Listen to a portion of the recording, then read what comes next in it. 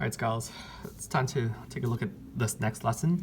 We are learning how to partition a line, okay? So in the previous lessons, we were learning how to split it straight in the middle. That's pretty easy, take the midpoint. But now, partition is it's a fancy word for splitting a line up, but this time they're gonna give you a very specific ratio, right? So how in the world do you split a line up given these ratios from 1 to 4? So the way that we are going to do it is really by graphing, okay? And then there's a very specific manner. So let's first graph this point A, -5, 4. So -5, 4 is right here. And then B is going to be 10 and -6. So it's all the way down here, okay? So I have these 2 points right here. I'm going to take my ruler and I'm going to connect the dots between this, okay?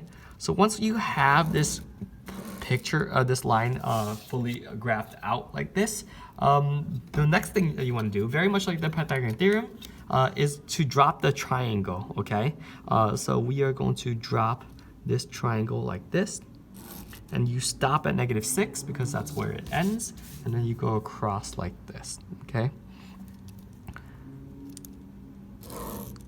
Okay, more or less perfect triangle. Now, this is the key to actually cracking the whole ratio aspect. They want everything to be in a 1 to 4 ratio, okay?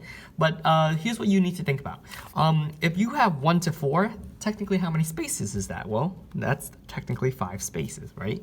And whatever the ratio is, if you multiply, if you multiply this top and bottom by 2, then this ratio is going to become a new ratio. It's going to be 2 to 8, right? And you ask yourself 2 to 8, how many spaces is that occupying? Well, that's 10 spaces that's occupying. And if you multiply this again by 3, top and bottom, you're gonna get 3 over 12, right? And so that's ultimately 15 spaces.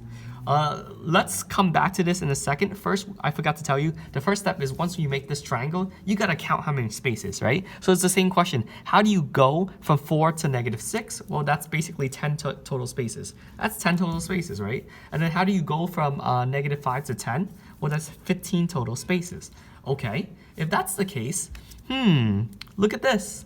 Right? We just did this math, or very quickly, just scaling it up, right?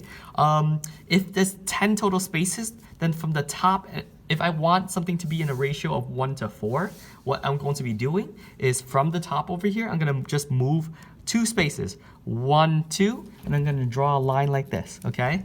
That means that there's 2 spaces here and 8 total spaces here for a grand total of 10. And even for this thing right here, for this bottom piece, it's 3 to 12 makes grand total of 15, right? And we have 15 spaces. So from this corner, I move 1, 2, 3. And here is my point. And ultimately, what I'm going to be doing is I'm going to take my ruler and connect the dots, right? This from here to here